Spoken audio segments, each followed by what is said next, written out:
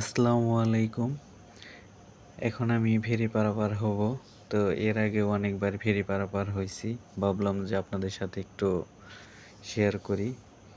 এটা হলো আমাদের পদ্মা নদী। তো অনেকেই অনেকভাবে পদ্মা নদীর নাম শুনেছেন, পদ্মার ইলিশ খেয়েছেন, পদ্মা নদী পারাপার হয়েছেন বিভিন্নভাবে। তো ভাবলাম যে আমিও একটু পদ্মা নদী নিয়ে কথা বলি। তো এটা হলো ফেরির গাড়ি পার্কিং বা গাড়ি রাখার একটা জায়গা। আর একটা বিষয় লক্ষ্য করবেন যে প্রতিটা জায়গায় হিজড়াদের একটা আনাগোনা আছে বা বিভিন্নভাবে তারা তাদের কার্যক্রম চালিয়ে থাকে। তো সেটা নতুন কিছু না। এটা হলো আমার বাইক। আমি মানিকগঞ্জ টু ঝিনাইদহ পৌঁছবো। সবাই আমার জন্য দোয়া করবেন, আমি যেন সহি সালামতে পৌঁছতে পারি। আপনাদের সামনের একটা দিক দেখাই। আমি আছি এখন ৫ নং ফেরিঘাট। সামনে যেটা দেখতে পাচ্ছেন সেটা হলো ৪ নং ফেরিঘাট। তো নদীর কিনারাটা আমার অনেক ভালো লাগলো। নদীর পার, এখানে এখনো স্রোত আছে। নদী দেখলে প্রতিটা মানুষেরই মন অনেক ভালো হয়ে যায়। আর সেটা যদি হয় পদ্মা নদী। তো পদ্মা নদীর অনেকেরই আবার দুঃখের কারণ আছে। তাদের ঘর বাড়ি ভিটা জমি সব কিছু ভেঙে গেছে পদ্মা নদীতে। তো তাদের অনেক কষ্টের।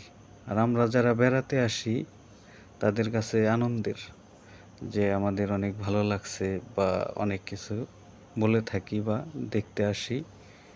তো তারপরেও অনেক ভালো, আল্লাহর কাছে হাজার হাজার শুকরিয়া। সবাইকেই আল্লাহ অনেক ভালো রাখুক।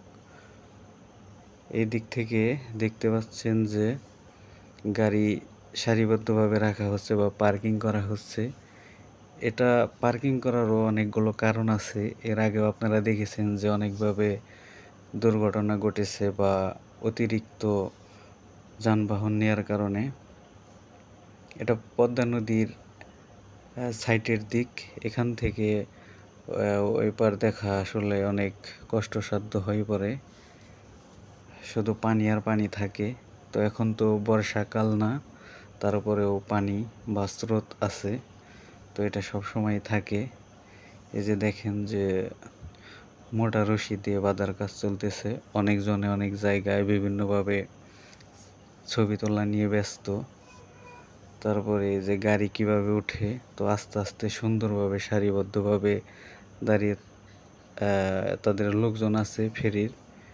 তো যারা কর্মরত আছে তারা যেভাবে নির্দেশনা দেয় সেভাবেই গাড়ি পার্কিং করা হয়।